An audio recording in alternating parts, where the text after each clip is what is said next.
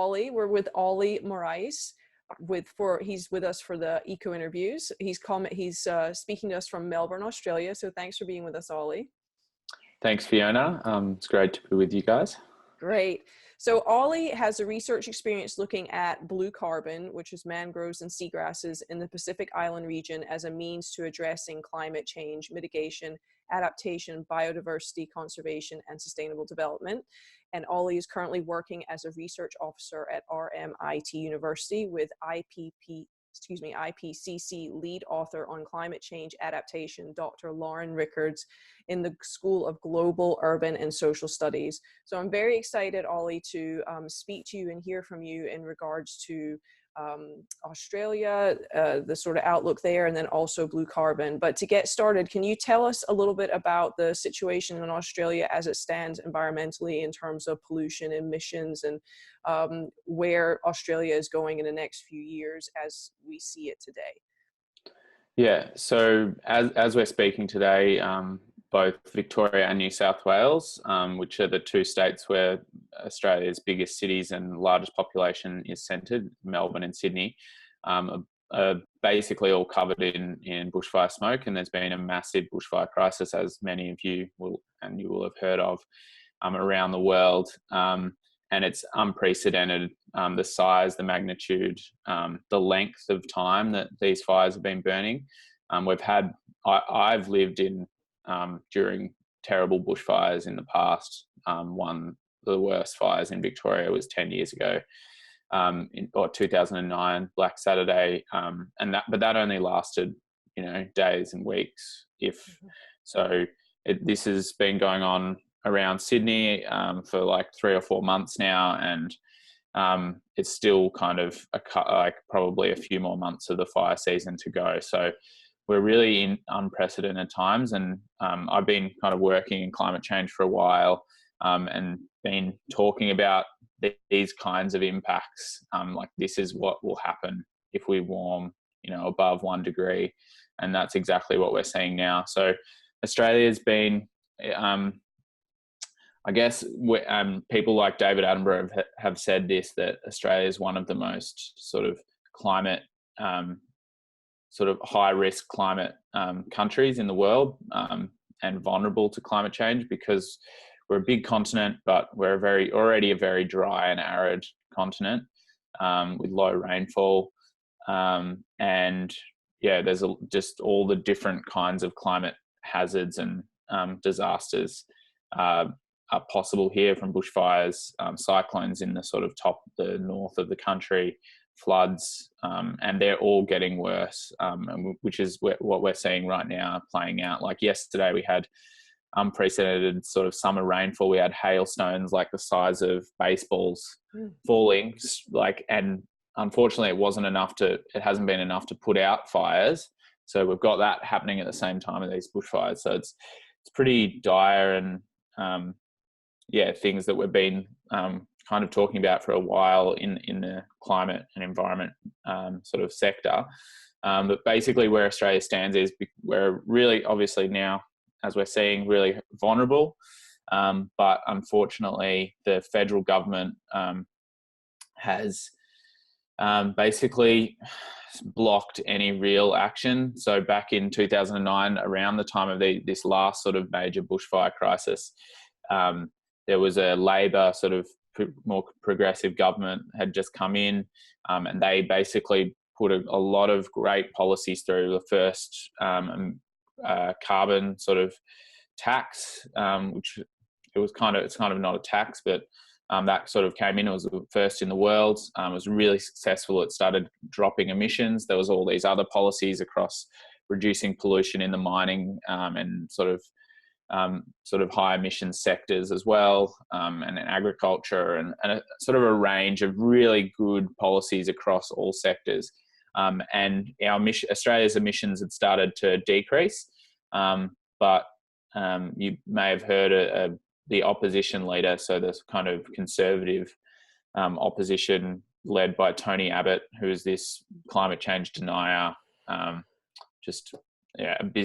abysmal sort of politician, Basically, and it was we had our first female prime minister come in as well a few years after that, also progressive, and basically Tony Abbott sort of attacked her.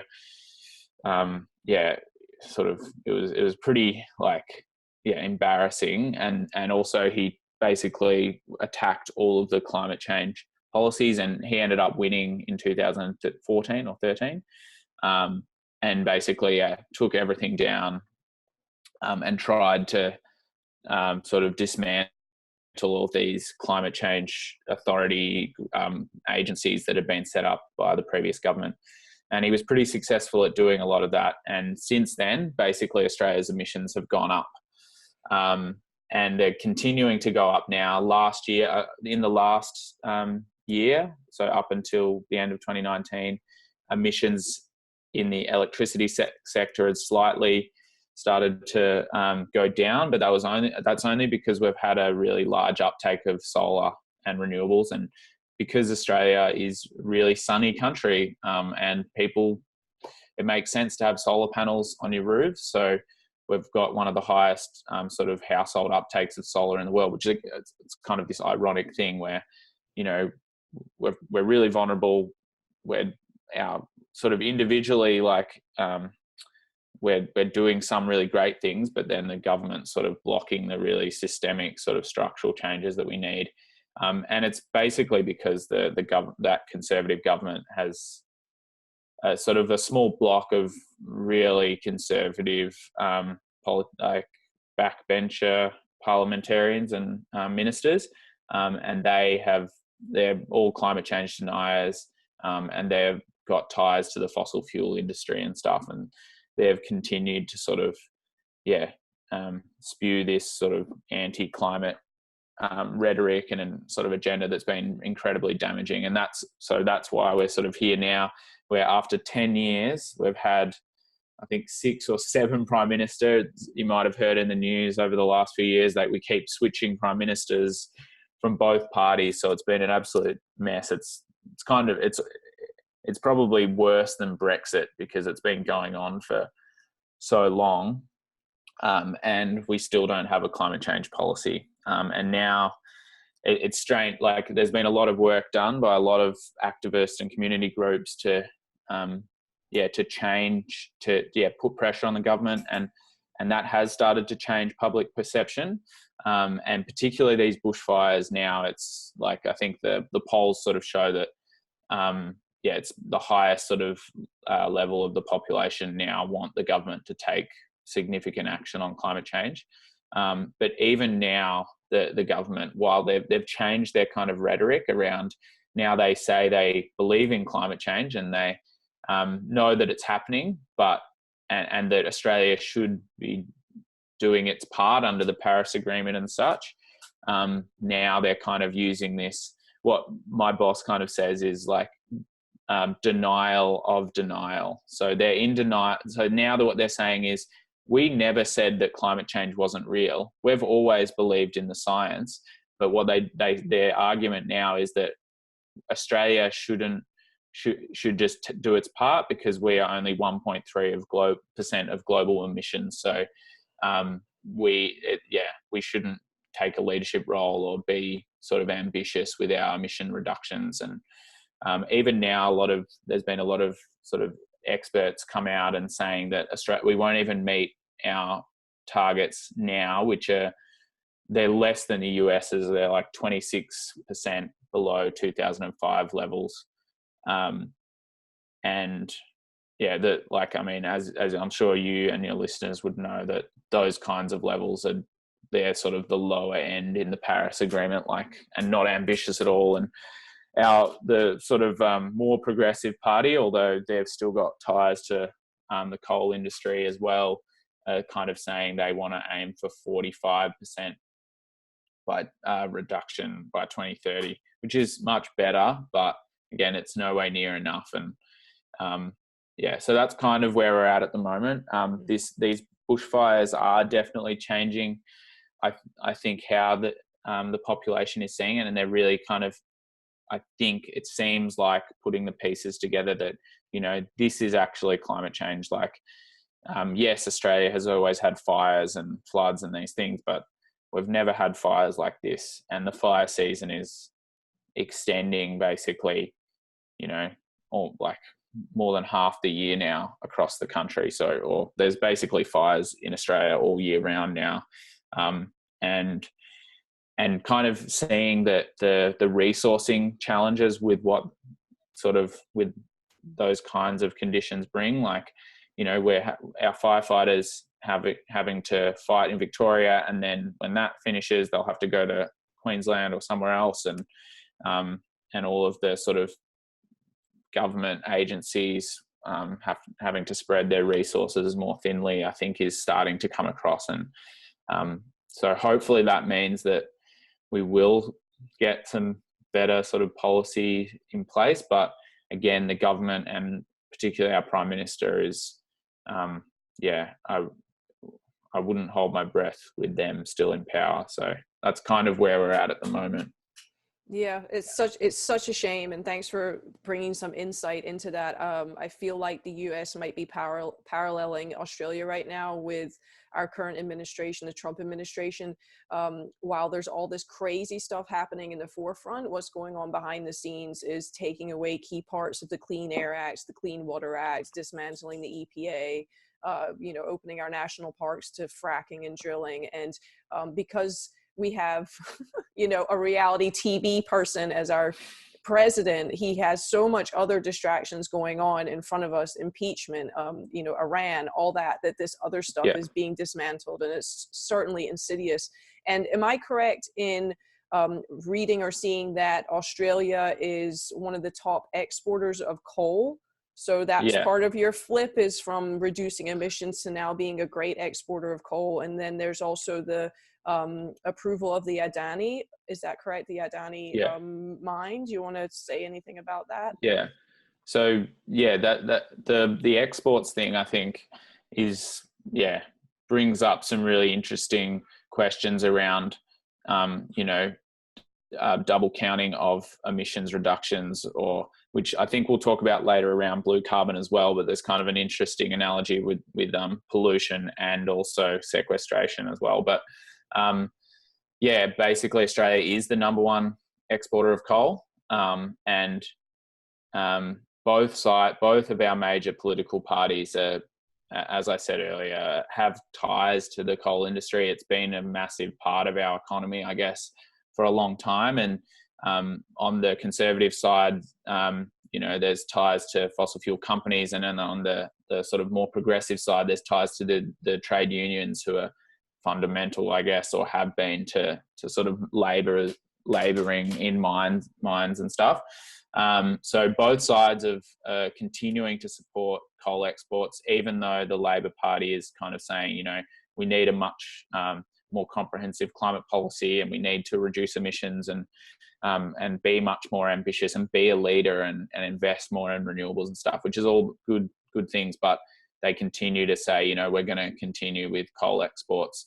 And it's just, again, this thing where it's like, we've got one atmosphere, and borders, like emissions don't stop at the border.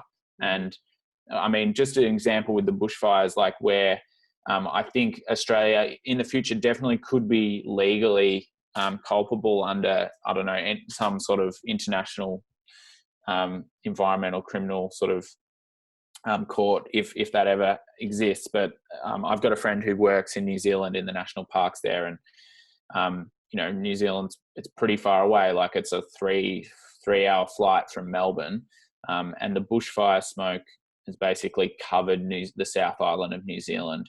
And he sent me videos of him out in Milford Sound, a famous sort of national park, working on the trails, and they just got hit by this thick smoke, and they couldn't breathe. And it's just like, that's the, like, if we sell our coal to India or wherever, or South Korea or wherever we do, and then they burn the coal, like, it doesn't matter. It's still going in the atmosphere, and we're also responsible for that. So I think it's a crazy position that both our sides of politics sort of hold. And at COP 25 in Madrid in December, Australia, I don't know if you've heard of that fossil of the day. They have the NGOs sort of run this little competition sort of prize for who's the sort of biggest laggard on climate.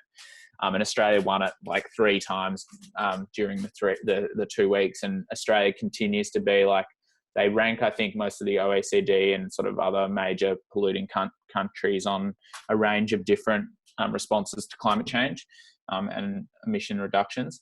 And Australia was like 57th or 58th out of 60, and only really worse to Saudi Arabia and maybe Iran or something, or one of the other sort of big oil producers. So, I mean, yeah, like, come on, like that.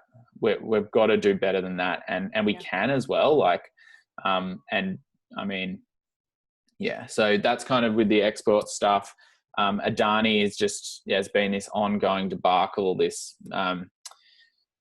Indian billionaire Gautam Adani, the Adani sort of company has a range of or a long history of a poor environmental track record in India and around the world as well, like significant pollution and sort of where they were supposed to do environmental cleanup and they haven't, and legal stuff as well. And somehow our government, I guess a while ago, they got this mining lease or exploration lease, and it takes a long time to get to the mining stage in Australia because there's a lot of different regulations around biodiversity and water and all these things. So it does take a long time, and community groups and climate activists have been fighting this mine ever since it really got approvals, and been going on for years now. And the government's just kept giving it, like, passing its, like, giving the green light. And just one example of like how I don't know how it passes these acts. Like, there's a Biodiversity Act, and there's 2 threatened species who live in this area, this basin, the Galilee Basin. It's in far north Queensland, so right near the top of Australia. And basically the mine development would remove all of this vegetation, this ecosystem where these 2, one's called the black-throated finch. It's a small little bird, and it only lives in this area. That's the only habitat that it has left. And the mine proposal, so how they get around it to meet the regulation, is that they say they're going to clear this land to build a mine, but they're going to go and plant the same kind of vegetation ecosystem somewhere else, like close by. And so then somehow this bird species will survive there. But like, I'm assuming, like, and there's a lot of sort of questions around it, like they're going to translocate this bird to the new habitat, but the new habitat's going to take more than 10 years to grow. Like, where is this bird going to go in 10 years? Like, it's ludicrous. And somehow that passes state and federal sort of environmental regulations and biodiversity protection acts. I have no idea how that works. And I work in the area and have been looking at this mine for years. So it's just shocking. And both the state government, which is a Labor sort of more progressive government, have done all their approvals, and the federal government, the Conservative government, has done all their approvals. And another thing is that the company will basically be able to take as much water as they want. Normally there's a limitation on the amount of litres they're allowed to take from groundwater. Mm-hmm. But the state government's basically said, or given them sort of an unlimited supply of groundwater, and it's in this big aquifer that is already pretty depleted, and a lot of farm agriculture in the area depends on groundwater, and they've gone through long-term drought in the last 6 years in Queensland and New South Wales. And basically the government's saying that this company can come in and build a mine and just take all the water. And it's created these interesting tensions, because normally the agriculture and sort of farming sector is is supported by the coalition, which is the Conservative Party, because it's made up by the Liberal Party, not small L Liberal, and the Nationals, which is kind of a country sort of Conservative Party. And usually the country party or Nationals will support farmers, but now farmers are, standing up against this mine because it's going to destroy their livelihoods. And still this coalition government is supporting fossil fuels over food. Like it's and so at where the Adani mine is at, it's sometimes it feels like it's never going to happen and there's been a lot of great campaigns, like all the big 4 Australian banks, which are really big banks globally, have said no to investing in the mine because they need investment to build this rail line that goes to the coast where they can export coal on ships through the Great Barrier Reef and probably destroy the reef as well even more. But they haven't been able to get financing for this rail line, mainly because of a lot of sort of community pressure on the banks and other companies. Some other engineering companies have pulled out of working with Adani. So it makes no sense. There's no business case really for working with them because they've got such a poor record. And also coal, as I'm sure you know, like there's a lot of talk about coal being stranded assets, already becoming stranded assets. Places like the US, I guess, are experiencing this, where all this money is put into developing something that then will not be able to be sold because there'll be no demand for it. Whether or not that happens in the short term is a different question, I guess, but hopefully we don't get to that stage to test out, because the amount of coal, it would just blow the global carbon budget. And that's again where it's like, okay, Australia, there's high unemployment in the north of Queensland, and that's why both governments are sort of supporting this mine, because they think that it's going to bring in jobs and whatever. And there's been a lot of, originally the mine said there's going to be like 10,000 jobs, and then they actually were in court. They said that, and then they actually went back and said actually it'll be more like 1,000 jobs, and so they lied in court. So there's like a list of other things they've done here, which is like it's completely like unethical company, and just dodgy company that I don't know why the government has been supporting. And it's also just false. Like the last election, the Conservative government won, and people think it is because of Adani, because a lot of pressure came from the southeast where we live to try and stop the mine because of climate change, and people living up in the rural areas, in the kind of like what happened in the Rust Belt in the US with Trump. Like they were kind of like, who are you guys from the city telling us what to do? Like we need jobs, blah blah blah. But there's a lot of issues with that. But I guess what the government did was they're selling this idea that coal is going to bring like jobs and prosperity to these communities, but it's just false, because yes, maybe in the short term there will be some jobs in construction, but then most of these mines are going automated, and most of the jobs are for highly trained university graduates, engineers, geologists, who will mostly be fly in, fly out. So they'll probably live in Brisbane or other cities and fly in and work, and that's not going to support the community. And maybe there will be some short-term benefits, but as the Paris Agreement is implemented around the world, and countries do start to move further and faster away from fossil fuels, we're going to be left with all of these assets, and the communities are going to be the first ones to lose out. And I think that's totally irresponsible on the government's behalf, because they should be the ones having foresight, and creating jobs that will last and that are healthy for the community. There's been a lot of cases in the last 5 years in New South Wales, in the coal sort of region, of black lung disease coming back, all these coal miners getting black lung disease. And I think the same things happen in the US as well. But it's that's not a healthy job for your family, to live in a town next to the coal mine, and people won't want to live there. So but who knows what will happen.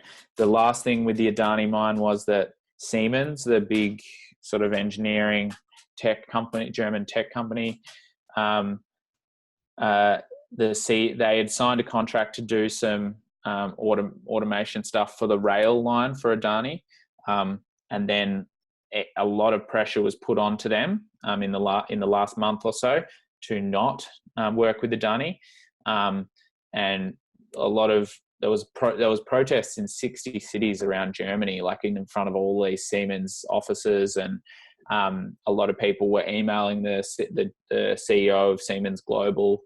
I sent him a few emails. I think lots of people here did, and there was a lot of pressure. And then he came out the other day. You might have seen in the news, but he basically said, he wrote this long statement, and he said, Siemens is doing a lot on emissions reductions. They do a lot in renewables, which is true. But because they've already signed this contract, they've decided to go ahead with working with Adani, which is, pretty devastating, because we thought that, Siemens, they're a pretty progressive company and do a lot of good stuff.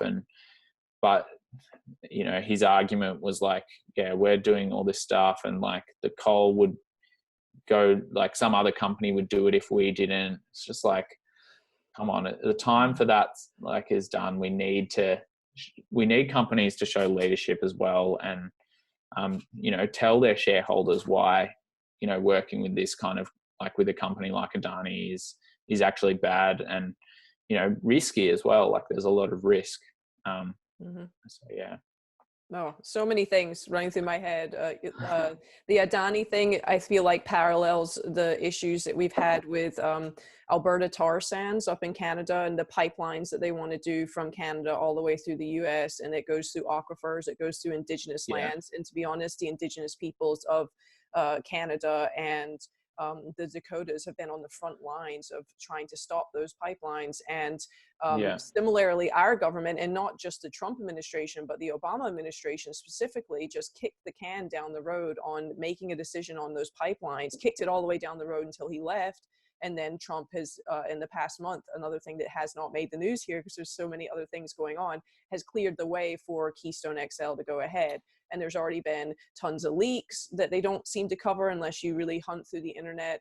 So all the things that the Indigenous people and the farmers, and like you said, generally we think of farmers and ranchers of siding with the conservatives, and now they're joining with Indigenous peoples and environmentalists because it's ruining their land. And this idea of property rights in the US is so very strong as well. And it just proves if the government or a very rich entity like a large corporation can just throw away property rights and have a pipeline go through your ranch whether you like it or not. So so many things running parallel. But one thing I wanted to ask you about, what because it's going to bring us, I think, around to blue carbon, is this carbon, this wildlife mitigation, or moving, like you said, the Adani, they were going to they're in the process of destroying a habitat, but they're going to recreate the habitat somewhere else. And that is something I'm interested in, because funnily enough, I work in digital marketing, and one of my clients 6 years ago was in environmental restoration. And I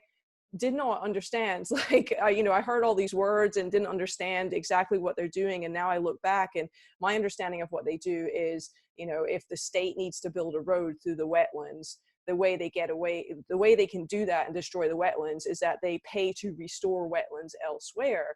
But now thinking about it, it's like, well, you're destroying this wetlands, but the geese don't move from that destroyed place to this other one over here. And then also, I remember I was doing some graphic work, and there was a beaver in this graphic, and they specifically said, you need to take that out because we consider them a pest. So that means to me that they're removing or killing the beavers on the land. And then it's like, well, how is this really ecologically sustainable? A good ecology would include beavers. And I did my other interview I did a couple of weeks ago is actually about reintroducing beavers into the ecosystem. So are we having like this sort of wetland management or flood mitigation, but it's still man-made? I mean, what do you think about that? Similar with, is blue carbon kind of getting in that area as well?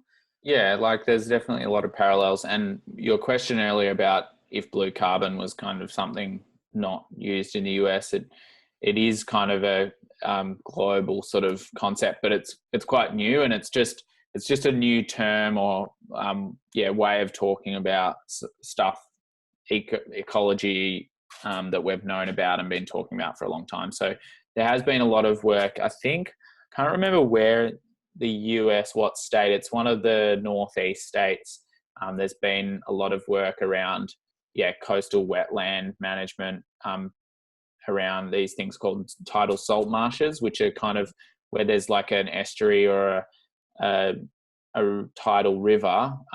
Usually there's these things called tidal salt marshes that grow around them, and so they actually sequester a lot of carbon, and that's one of the ecosystem types that come under the term blue carbon. So okay. then there's a lot of parallels with the wetland sort of flood stuff that you've just been talking about. And I guess, so I've actually worked in biodiversity offsets and carbon offset organisations here in Australia. And so a biodiversity offset, as you were sort of talking, which is what you were describing, is where there's a development. And I'm not sure what, I think the regulations in the US are similar to here, that say a developer, whether it's a housing development or a tourist or a hotel or whatever it is, or a road, that whoever develops that road, and if you have to cut down, sort of X hectares or acres of mangroves or bushland or forest, then they have to plant. In Victoria, it's supposed to be 6 times what they removed. So they have to elsewhere be returning 6 times, which I think it makes sense to make it more, because it takes time to regenerate and stuff. So I think that's in principle, the policy I think is okay, and understanding that, population grows and cities grow, and so there has to be development, and unfortunately that means that vegetation is removed. I don't think it should be, but that's just the reality. And so having a policy that makes that entity, or the developer will usually pay the government or pay an NGO to go and do the replanting or revegetation elsewhere. And I think, in principle, that is good and should work. But from my experience in talking to people, that as I'm sure there is in the US, like there's a lot of dodgy developers out there, and a lot of non-compliance. So, and again, it's like, as you were sort of erring to, like, if you cut down a sort of mangroves, a lot of that carbon and that's stored in the sediment as well is often lost. And then you're replanting mangroves, which are notoriously difficult to do, which we can talk about later as well. You're expecting that it's like this instant thing, that it's going to be the same level. But I mean, with terrestrial forests, like when you log, an old growth forest of over 200 years old, like there's so much carbon and nutrients and just light and biodiversity in that forest that, you can replant, but it's going to take 200 years to get to the same level. So you're actually, comparing apples and oranges, like it's not the same thing. And so it's hugely problematic, offsetting, I think. Understanding though, but I guess that it's better to have that than not having anything at all, as many places in the world don't. But that, it is problematic. Having said that, there are some great operators and organisations here that do different kinds of biodiversity and carbon offsetting that can be quite successful, and there is some good work in there done in that space. But there are a lot of issues, and particularly for the animals. I think your example with the beaver is and similar to Adani, the black-throated finch, like just this. It's a mind-boggling like assumption, a human sort of assumption, that somehow an animal is going to move, or even if we translocate so that we take them in a proper program to this new habitat, the habitat's not going to be the same for a long time. So and translocations, are often unsuccessful anyway. So it's a really problematic area.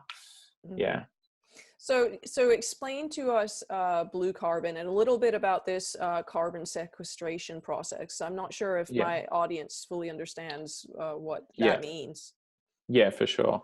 So blue carbon is, as I said, it's kind of a new term. It's been around for about 10 years, but it's not the actual science and ecology isn't necessarily too different than, and it's comes from earlier things. But basically blue carbon is the term that describes the carbon that's captured and stored in coastal ecosystems.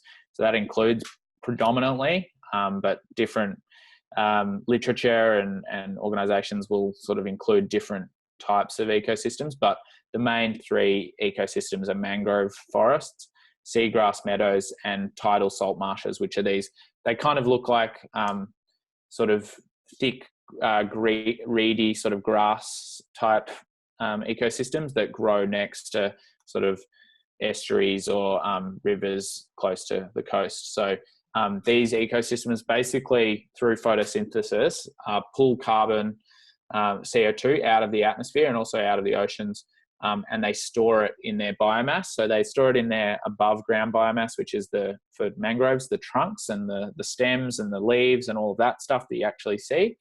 And then in the below ground biomass as well, which is the roots, rhizomes and the mud and the sediment where they grow. And so with mangroves, most of, and actually all three ecosystems, most of the carbon that they pull out of the atmosphere and is stored in the mud. So that's sequestration. So pulling something out of the atmosphere and locking it away is what sequestration means. And mangroves can, actually all three ecosystems can do this, but mangroves are sort of the most successful and able to do this. Is they do this thing called coastal accretion.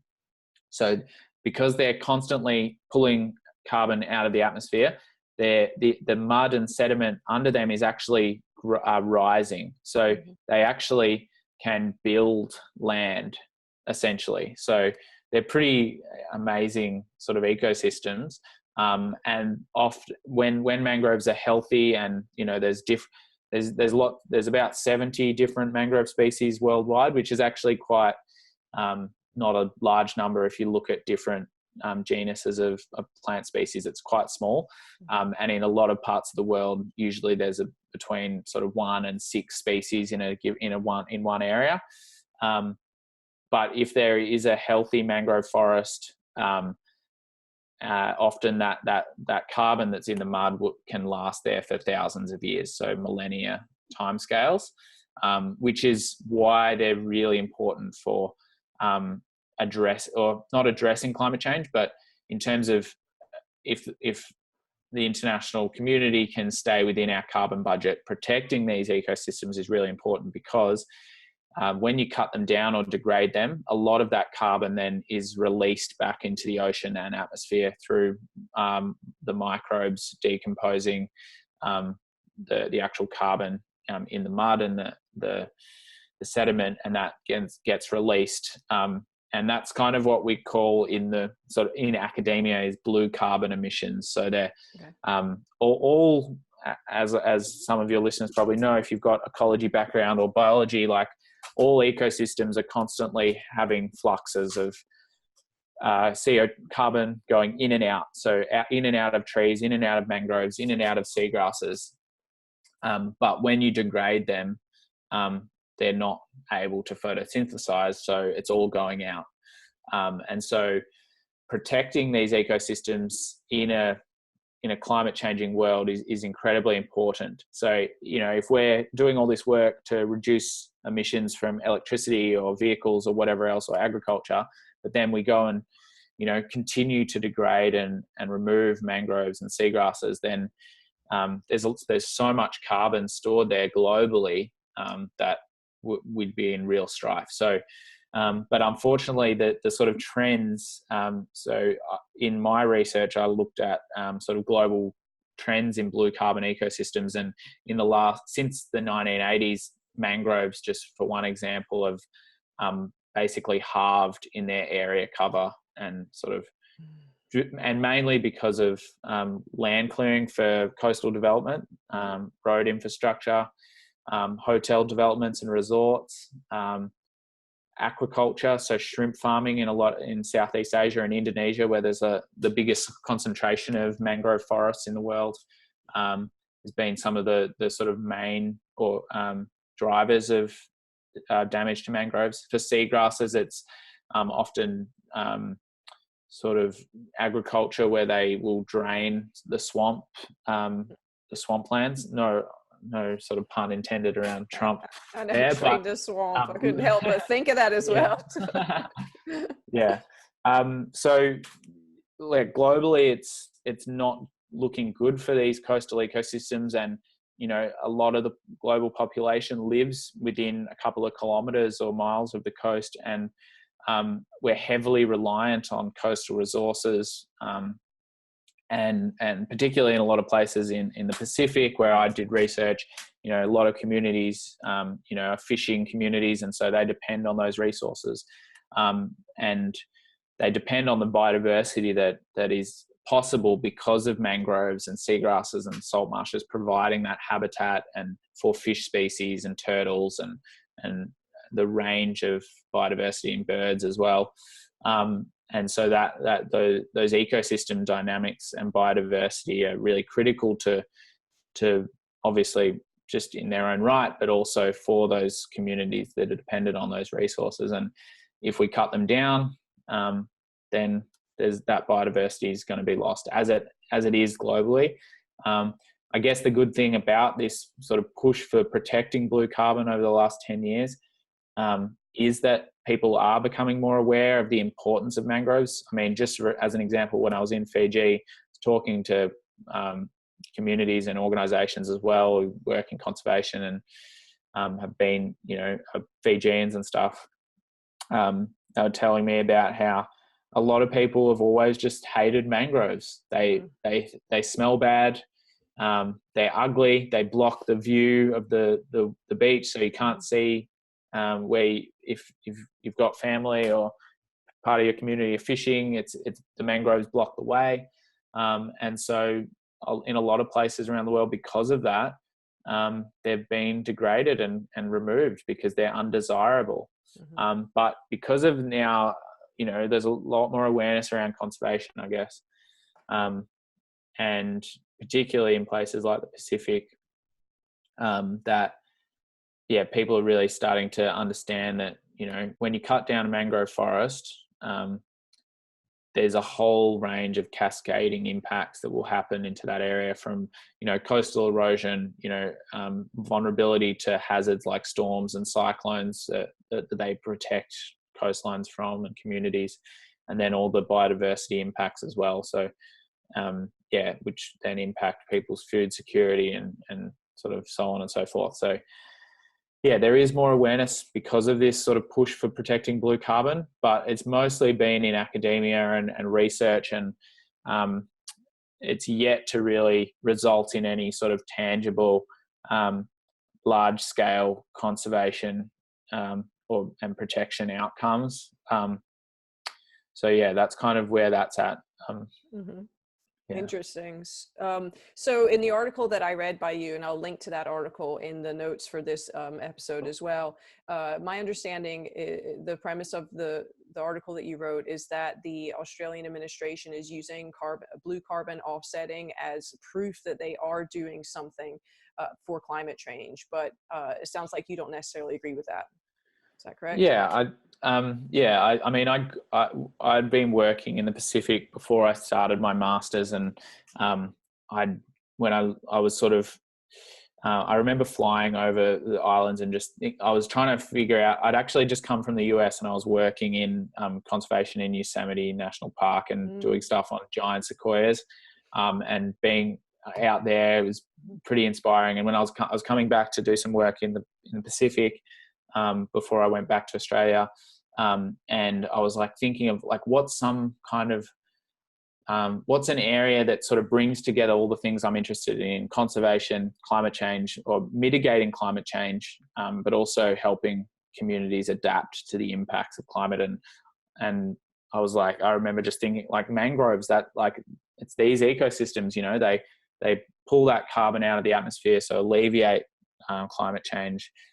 They provide protection from storms and cyclones and sea level rise as well, and also really important for biodiversity and sustainable development. So that's kind of why I ended up doing this research in blue carbon. But I was always kind of a bit skeptical of the whole offsetting thing. And just to sort of go back on talking about like how blue carbon offsetting would work is that basically a polluter, a country or a government or an individual would put money or purchase offsets or credits to offset their emissions from, industry or vehicles or whole national economy's emissions by investing that money into protecting or restoring mangroves or seagrasses. So that's kind of how it would work. So how other carbon markets work is that there can be sort of a central body where credit offsets and credits can be traded, and that money from the sale of credits between polluters and people that are doing sort of reducing emissions in their activities will then go to setting up a marine protected area or a national park to protect those ecosystems. So that's kind of how it would work. But they're like offsetting is important in the sort of the global response to climate change. Like there is a place for offsets, and we do need to sequester a lot of carbon. I don't know if you've read Project Drawdown. I've heard of it. I haven't read it. Yeah. It's a great book. It's basically like 100 solutions to climate change and really easy to read. So I'd suggest you sharing it actually with your listeners because it's available. Is that Paul Hawkins? Yeah, Paul Hawkins, and his all the solutions and everything in the book is available just free online as well, so you can look at it. But in that book, he talks about. Oh, now I've lost my train of thought while I was talking about Project Drawdown. But I guess, the main thing is that, offsets will play a role in responding to climate change, but they're by no means a solution. They're in themselves. They will play a minor part, but we need all these other sort of structural changes to move away from fossil fuels is the key one. And the Australian government has continued to, as I've discussed, support new coal mines, and our emissions keep going up. But we've used this new concept of blue carbon as a way to sort of tell the rest of the world that we are doing something, and it's a bit more complicated than that. Like a lot of our public agencies, and I know people who work in the federal government, like Environment Department, and there's a lot of great people that, similarly to the Trump administration, like there's a lot of great people who work in government and are trying to do the best that they can with the situation that they find themselves in because of the politics. So I think, the Australian government about 2 or 3 years ago announced that they were going to invest like $6 million, which is, it's nothing really, but in the Pacific, that's still a lot of money in research and development around blue carbon to try and get it to eventually a place where there can be sort of, saleable carbon credits for protecting mangroves and seagrasses. But it's been clear that they've only really been doing that because they're not doing anything else, and that, or they're doing that and then talking about it as if it's like one of their central climate policies, which is just ludicrous when, we're subsidizing fossil fuels like billions of dollars a year just in Australia alone. And then we're going and saying we're going to invest $6 million in blue carbon research as like a central part of our climate change response. So for me, like that was kind of happening as I was starting my project, and I was always kind of like, do I want to do research on this because I can see that there's issues, but I was like, there's still a lot of there's a lot of benefit, and it's important that we talk about these ecosystems and that we do protect them. And as I've spoken about earlier, like there's so many benefits: biodiversity, coastal protection, carbon sequestration, and protecting them from emitting these blue carbon emissions is really fundamental. But we can't just do that and not do anything else. And that's what our governments continue to do. So at the 3 COPs in the last 3 years, they've used blue carbon and referenced blue carbon in the ministers' main speeches, our prime ministers,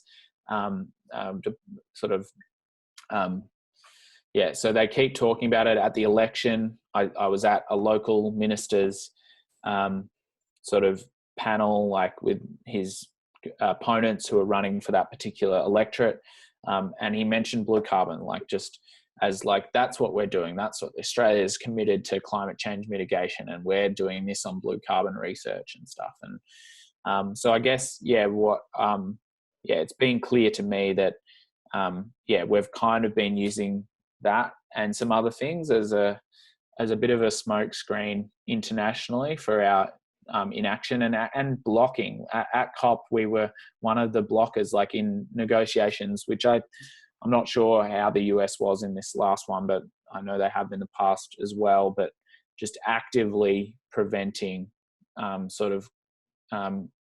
collaboration and joint sort of measures and commitments, and really just kind of washing down the whole Paris Agreement and our collective response. Like, the Paris Agreement has limitations, but it's a pretty phenomenal sort of effort that the international communities come together and got commitments for 1.5 degrees around climate change. And all the research and stuff is out there on and the knowledge and how to do it. It's obviously the challenge is implementing all those things globally, but then to have countries like Australia and the US like actively blocking that and for fossil fuel interests. And just thinking, I don't know if you followed COP much, but I just heard from someone, like some of the sponsors are like fossil fuel companies, and the oil companies like Shell and Chevron and the rest of them are all there, like they're in the room. So it's like, how are we going to make plans to decarbonize when the biggest polluters and the causes of the problem are in the same room? Like, it doesn't make sense. So it's a shame. I think this is why it's important that we all take the time to educate ourselves, because as you've mentioned, preserving these habitats are incredibly important for just preserving the ecology and the benefits that it provides the environment that we didn't even know about when it comes to carbon sequestration. But it is all too easy for the powers to be to use that as like, oh, look, we're doing something, check, and I think we've all experienced this locally, nationally, and internationally on a variety of issues. When the people in power are not listening to the people, they'll do something, they'll basically give lip service, and it sounds like that this is happening. And in my research, looking at the article you sent me, but even looking back at that client I had, it raised an interesting another way that this using carbon as a commodity, how this is creating loopholes for double counting, which I thought was crazy. Can you talk about that? I didn't even understand what I read, but oh god, like when I learnt about double counting in carbon sort of offsetting and stuff, it was just like, it's a bit mind-blowing. But with blue carbon, this is the issue around Australia even investing in the Pacific. I just first like to say again, like how Australia has been using the blue carbon thing with the Pacific is just, it's again just a sign of total disrespect and essentially quite colonial, neo-colonial and racist sort of views of our Pacific neighbours. The last 3 COPs, the Pacific COP, which was COP 21 in 2017, was presided by Fiji, and since like a few years before that, and then over the last couple of years, the Pacific have been the leaders in COP and the international response. The president of Tuvalu and Kiribati, who are the most vulnerable countries in the world to climate change, Fiji and other countries from the Pacific have been pushing, like they pushed for 1.5 degrees and they achieved that, and they've been huge leaders. And I think it's important that we acknowledge the incredible work the Pacific communities have been doing. And one group, 350.org, have a subsidiary in the Pacific called 350 Pacific, and the Pacific Climate Warriors, you might have seen, they do a lot of activism work around COPs, and we're good friends with that. So I know quite a few of the warriors, and they're great people for your listeners to look up there. They do amazing work. And I think how Australia treats the Pacific is very paternalistic and disrespectful. And the blue carbon thing is just like, it's like we're using this as like, this almost like carrot and stick thing with, China's influence in the Pacific is rising, as you've probably seen in the news. And then now Australia has been sort of, military leaders are trying to tell us, the government, that we need to counter China, and the US as well, trying to counter China in the Pacific. And then that all sort of interplays with this climate stuff where, Australia is then using, we'll invest in the Pacific on blue carbon. But actually the reasons why we're doing it are probably more because we're worried about China and their influence, and we don't actually care about you. And yeah, it's pretty depressing and just embarrassing. And I've got a lot of friends in the Pacific, and yeah, I mean, there's a lot of people here who are trying to get that change, but it's pretty sad. So back to your question about the double counting. So essentially, this hasn't happened, but it was talked about at COP, is like, what happens when countries are purchasing carbon credits in another country? So there's a lot of this happening in the Amazon and in Brazil, where European countries, so in the EU, countries like Denmark and Norway, have been investing in REDD+, so reducing emissions from deforestation, which is kind of this big carbon offsetting scheme for terrestrial land like forests. They've been setting up these systems and investing in trying to generate carbon credits.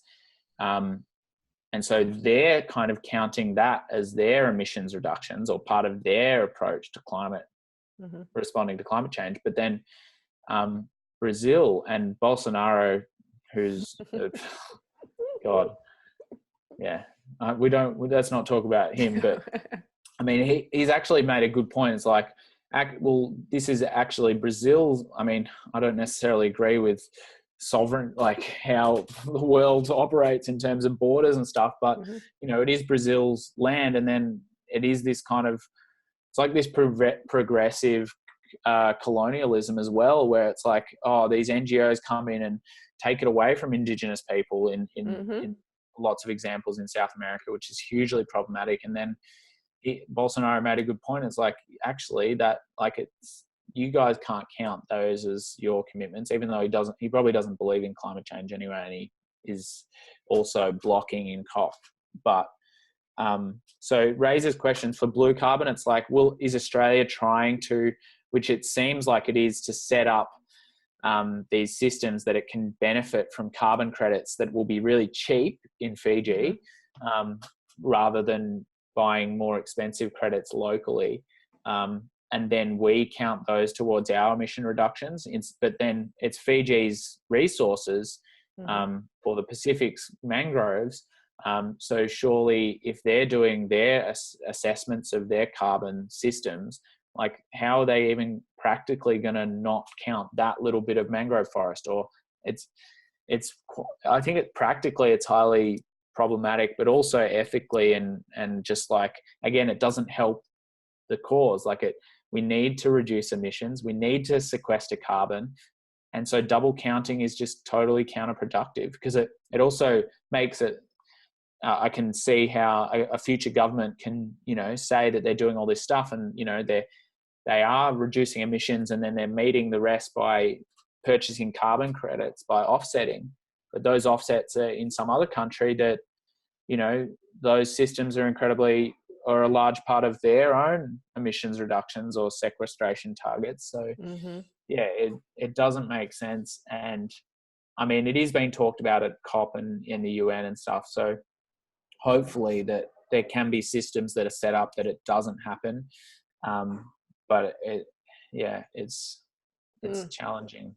Well, I think setting up our environment as commodities on a capitalist system just makes it rife for abuse in a multiple ways, as you mentioned, double counting carbon sequestration for the country that it's in, but then also this other country. In some of my research, I found also wasting of taxpayers' money in our country, because the state Department of Transportation will have paid for this wetland restoration because they had a road, but then also the federal government paid for it, but it was actually the same project. So a project that was supposed to be $1 million, that company made $2 million off of it and had to go to court, and still managed to argue it because they'd found the loophole that made that accessible. And that's really bad, because if that sort of stuff gets out, that turns people against any sort of let's try and maintain or restore any of our natural habitats. And it's just rife for, you know, people taking advantage, unfortunately. And there's too many people out there willing to do that. But another thing that you were talking about that I'm very interested in is this style of carbon offsetting and blue carbon and the terrestrial carbon. Does this disproportionately affect indigenous people? And I know you worked in Fiji, and I've read about it. We mentioned in Brazil, where maybe they would pay a tribe for their indigenous land and say, we're going to use, like an NGO would come in, and the tribe gets a big flush of cash, but then they're totally taken off of their land. So the forest is maintained, but it's fenced off, and it completely destroys the indigenous people and their ability to fish and grow and that sort of stuff. Is that happening from what you see?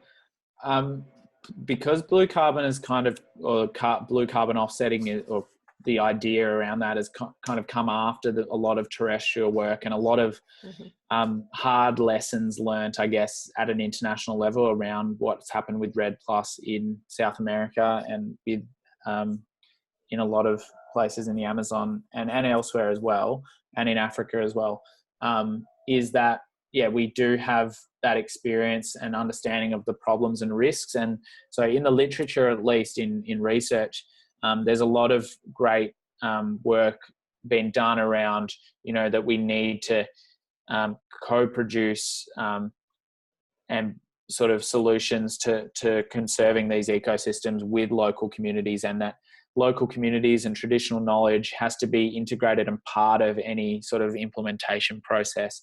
And that people on the ground who are sort of directly linked and connected to these ecosystems, have to be central in any sort of scheme or anything that's set up.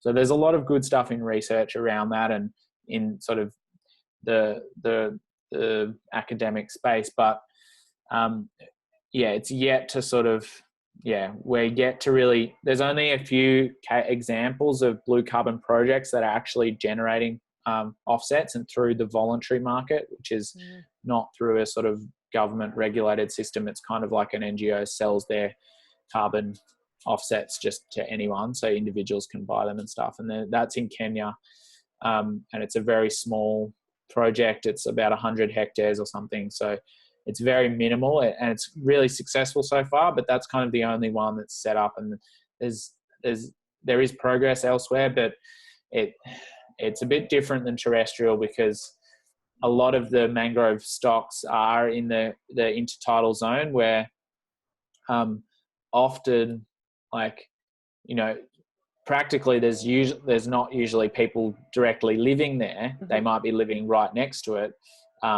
And then land rights in a lot of countries are sort of variable in that intertidal zone. Like in the Pacific and in Fiji, for instance, you know, there is traditional indigenous land rights over land and also over the marine area. But the marine area, it's kind of a lot, there's sort of government ways around the indigenous land rights, and also it's a lot more difficult to monitor and police. So there are issues around I mean, tourist operators and sort of coming in, and it's more around the degradation and clearing of those ecosystems without indigenous or local community sort of knowledge of understanding of what's happening, or and because there hasn't really been any big projects set up, that hasn't really surfaced. But just one example, when I was doing I was interviewing sort of specialists in conservation in Fiji, and someone I spoke to was telling me an example of a carbon project that was kind of trying to be set up in Papua New Guinea, I think, or the Solomon Islands. And basically what happened was that this community was, their forest was really healthy, and they were living like very sustainably, and because traditional practices are very sustainable, as they would be in North America as well, and South America, and in Australia with our Aboriginal people as well, are very ecologically sustainable. But it's when those Western sort of concepts come in that things change, and that knowledge is lost, and then you see environmental impacts. But this example, so basically this NGO or sort of carbon offset developer came in and told the community, like, this is what we want to do. We want to protect your forest from logging or clearing or whatever. Okay, cool. Your community is going to get these benefits and this money, these returns. And so they basically were involving the community, and it seemed like a good project. But then what happened was that this NGO went away, and, they were probably trying to set it up and probably trying to do the right thing. But what happened was that after a couple of years, this community was like waiting for the benefits, and nothing was coming, because it takes a long time to set this stuff up. And, there's a lot of regulation things around setting, financial systems that go along with these offsetting schemes. And it takes years. And so this community hadn't received anything. And apparently they started to, they were basically like, well, actually our forests are worth money, so we can get money for them. So they went and engaged logging companies, and logging companies came in and logged the forest because they could see that they could actually make money. But before the NGO came in, they didn't even look at the forest in that way. They didn't have that sort of Western concept of, monetizing everything, or capitalist concept, I should say. And so they would never have done that. But it was only when they realized, because they'd been given this idea that they could make money off the resource, that it ended up having this, much worse environmental impact. And so that was like a classic example of like, like we need to think, especially like that Western approach to conservation and stuff, like you have to be extremely careful. And in a lot of cases, it's probably best if we just stay out and, empower locals to do that work in their own way, and to sort of keep that traditional ecological knowledge and approaches to land management that were in place before colonization and stuff. So yeah, that sort of example for me was like, okay, yeah, that's where blue carbon would potentially become highly problematic as well. And my sort of motivation for doing the project was, it's likely that people will try and set up blue carbon projects. So I wanted to try and offer a perspective that, put the local people, whoever they are, they don't have to be Indigenous. It can be anyone who's locally sort of there and dependent on that particular resource for their livelihoods, or they're just there being the stewards or custodians of that ecosystem, that they are central in any approach, and that their voices are heard, and they're part of the process, not just at the start but throughout, and then in this sort of ongoing management. And so that was kind of my motivation, like this stuff probably going to happen, so how can we provide a way for local people to be heard and central in sort of conservation implementation. Yeah, that's certainly a noble cause, and I hope that you stay on the forefront of making sure that this new sort of blue carbon landscape can be as beneficial as possible to everyone who's around. And beneficial not meaning monetarily beneficial, because I think that's our short-sightedness as well, is that everything comes down to the dollar, and that's exactly.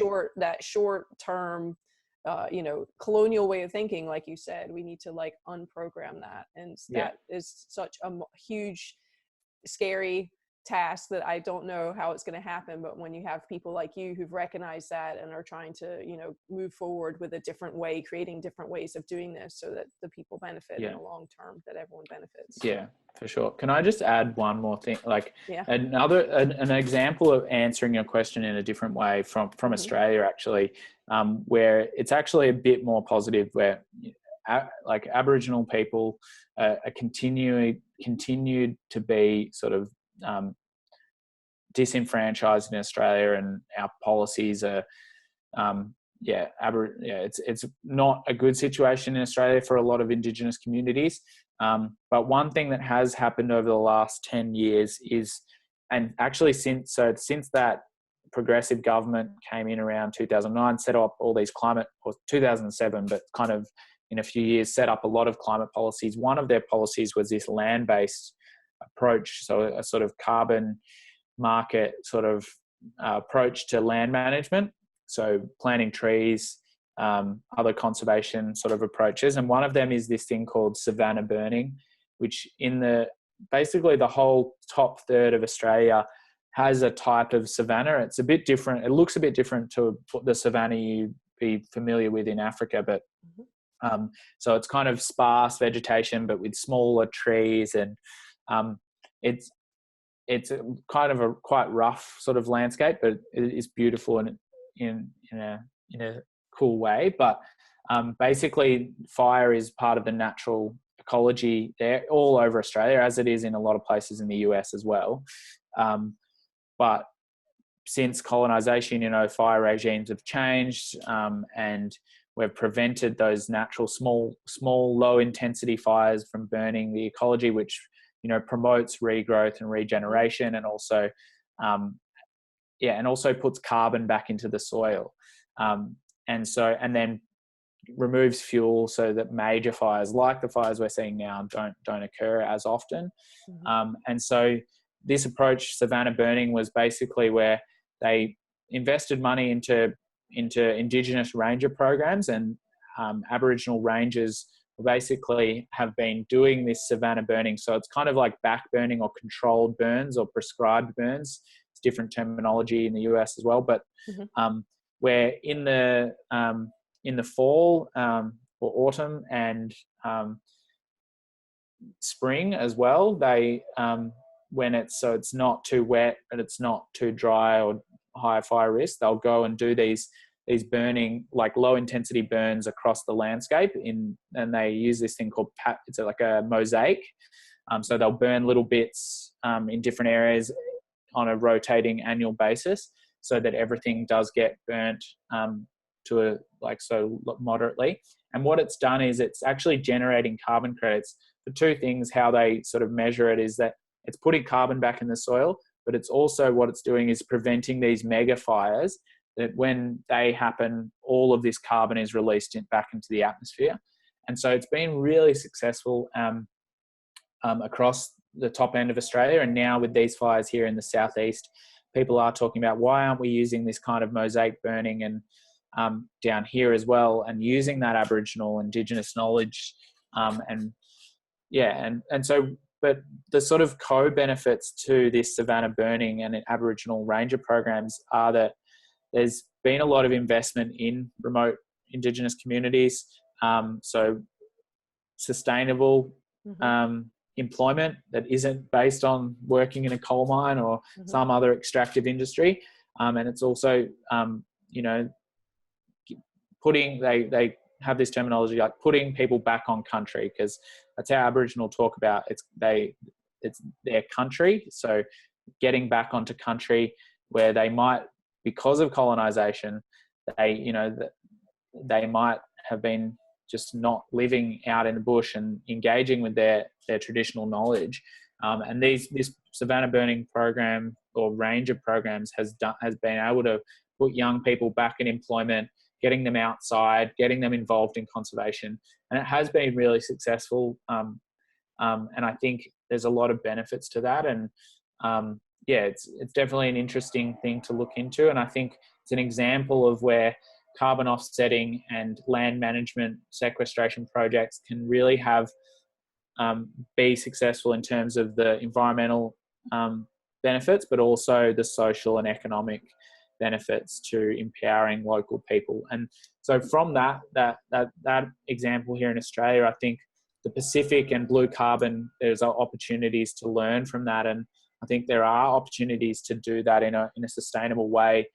But again, as I mentioned earlier, that we need all that work. That's really important. Actually, why I mentioned Project Drawdown was that a lot of the IPCC and the Paris Agreement commitments depend on like the whole world sequestering a lot of carbon, so drawing down a lot of carbon from the atmosphere in the second half of the century. So we need to reduce emissions to zero and net zero, but we also need to take a lot of carbon out the atmosphere so we can get back to safe levels. And that's what Project Drawdown is really about, all these different solutions to withdrawing CO2 from the atmosphere in a range of different ways. And so blue carbon and carbon offsetting is going to be really important in doing that. Carbon offsetting, it is a capitalist sort of approach and maybe not the right one, but it is something, and I think it can be done in a way that is beneficial so. Well, I'm definitely going to look up savanna burning, and I'll be putting links to all that sort of information, because it's great to hear those success stories as something that hopefully we can emulate throughout the world and all the people in it. So that's fantastic. Yeah. So Oli, just one last question for you. What advice would you give someone who's just now waking up to the climate crisis? Yeah, like I think for me, having been kind of involved in it and working and volunteering and active in the space for about 7 years now, it's still emotional for me. Like, it's devastating seeing these fires happen now, and so it can be really emotional, particularly when you first sort of realize the real implications for our life as people and as humanity and life on Earth. So I think, first of all, just try and talk about it. Find someone that you can talk about it with, who also maybe understands the issue or knows a bit about it. If you don't have anyone that you know, find a Facebook group or find even better, find a local organization that does something, whether it's, and there's a whole range of ways you can get involved. Like, there's groups that do conservation stuff that you can get involved in if you want that sort of practical hands-on. There's also sort of more activist community groups that there will be other people that you can talk about how you're feeling, because I think that's really important and something that's not talked about, that emotional side of, the world it's, apocalyptic movies, everyone thinks, that's just so far-fetched, but that's what we're facing if we don't, do everything that we already know we can and implement all those solutions. So I think, and that's hard to sort of stomach, but so I think finding someone to talk to about it, I think, is really important. But something I've noticed, the best way for my own mental health in terms of climate grief, which is a whole sort of new psychological field around, coming to terms with the climate crisis, is actually taking action is the thing that makes you feel the best. I went to climate protests last week, and I hadn't been to one in a while. And I mean, you can have different views about protesting and how effective it is, but just going there and being with thousands of people and knowing that there's other people out there, I think, is really powerful. And I was feeling good after it. Whether or not it's going to change Australia's climate policy is a different question, but I think whenever I've taken action, I felt good about it afterwards. And I think that is a way to deal with that sort of emotional side of things. So talking about it, joining a local group, there's so many different types of organizations wherever you are now. So just jump on Facebook, search around climate change volunteering, and volunteering is a great way to take action in different ways. I think the organization I used to work with is called Climate for Change. So we basically use the Tupperware party model, but instead of selling plastic in people's homes, we have conversations about climate change. So we'd go to people's homes, usually through someone so it's not like random door knocking or anything. And you have your friends or whoever's hosting it invites their friends over, you have some dinner, watch a short video about climate change that explains the science and sort of the impacts and also the solutions, and then just have a conversation about it. It's a really effective model, and it's been wonderful to be part of. But we sort of, at Climate for Change anyway, we're sort of focused on trying to get people to take what we call sort of citizen-based actions that are really putting pressure on those levers of power that are really stopping climate change action or responding to the issue. So, contacting, I don't know how it works in the US, but I assume there is a possibility to, contact your local congressman or parliamentarian or senator, or even if it's local sort of jurisdiction governments or your state government, contact them and ask them, like, what are you going to do? Like or if they've done something that you're not happy with, let them know. A lot of, I don't know how it is in the US, but a lot of ministers and politicians here in Australia, they don't receive many letters or email. Like, some receive a lot, but often they don't receive many letters or like handwritten ones or calls or people actually visiting them. And that's what they're there for. So I really encourage people trying to get involved in, putting pressure on your local member. And it is a way to, let them know that you actually care about this issue and you want change. And I think with, it's interesting times in the US now with the Democratic primaries and, the impeachment thing and Trump, the next election. So, but I think there's never a better time than before an election to, I don't know, do some volunteering, go do door knocking. I don't know, just try and talk to people, put pressure on governments, tell them that, regardless if you're a Republican, you're a conservative, you're a liberal, whatever, climate change doesn't care about politics. And I think we need to come together. And the more people we talk about it, the more we can move past that sort of cognitive dissonance around. There's this thing, a classic thing in Australia. I don't know if there's global statistics, but there's this thing where in Australia, the majority of Australians believe climate change is real and then they think the government should be doing more. But 50% of that large, I think it's like 75% now, 50% of them think that the other 50% of the population don't even believe in climate change. So they don't actually talk about it because you're constantly worried that, probably someone sitting next to you doesn't believe in it and is going to berate you for, believing in this climate conspiracy or something. So people don't talk about it. So the work at Climate for Change, we're trying to promote people to talk about it. And I think that's where it's really important to break down those barriers between, or that stigma around talking about it, because I think it's really important to talk about it. So, I have a go at writing a letter to a congressman, and it would be awesome to hear how that goes. I don't know if there are organizations that support doing that. You can do other things like petitions and go to a protest, join the climate student strikes. They've been massive, or other groups. Try something. Like, there is lots of different ways you can take action. But I think, and that can be a bit overwhelming, but just try one, join a group, give it a go. If it's not for you, that's okay. There's other things out there, but I think we need to be talking about it. We need to be supporting each other and bringing it out in the open and talking about the emotional toll of this issue as well. Share and talk about and share those stories that you do hear that are positive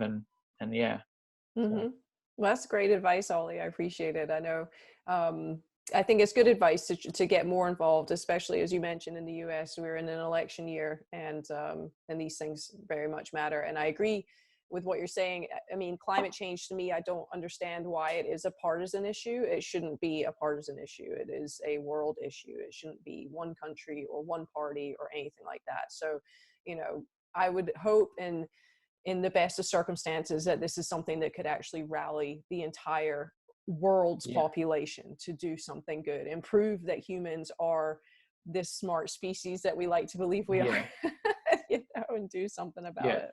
Exactly. Well, and sorry, can I just, ahead. one thing that made me think of about, an example of where, and really relevant to Australia and the US is the UK, where, I don't know if you've followed, but, they've been in political turmoil with Brexit for years now, for the last 3 or 4 years, but the whole time through all of that, they've had a bunch of prime ministers as well, and just total government breakdown basically, is that they've improved their climate policy over that time. And Boris Johnson, whatever you think of him, one of his election commitments was net zero emissions by 2050. Now, whether or not, he is the person that's going to be able to actually achieve that, or that they will, but the UK have done a lot of good stuff on climate and, phasing out fossil fuels, investing in renewables. And, they're a small geographic country, which makes them different to the US and Australia, but they've got a big population and they're influential. And their conservatives have very similar views to our conservatives, but they've still managed climate change, and climate policy has kind of stayed out of politics. And hopefully that stays. But I think it's heartening for us in Australia and the US when you see that, because it can be nonpartisan, and it should be. And I think it's a really relevant example to sort of keep in mind. And so if you're worried about talking to, your Republican uncle about climate change, do it anyway, because we need everyone on board. And I think it's really important that we're all talking about it. Yeah. Well, I appreciate your time, Oli. I know you're about to kick off your day in Melbourne, and everyone, I'll just express our thoughts. I'm not going to say thoughts and prayers. I really hate that phrase, but there's a lot of energy and just sympathy going towards Australia. It's been going on for months, but it really hit our news over the holiday period, and people are heartbroken. And if any good comes of it, I hope it's the wake-up call that people need to understand that this is real, and this is the results of climate change. It's not a meteor hitting us and everything goes away. It is going to be longer fire seasons, stronger fires.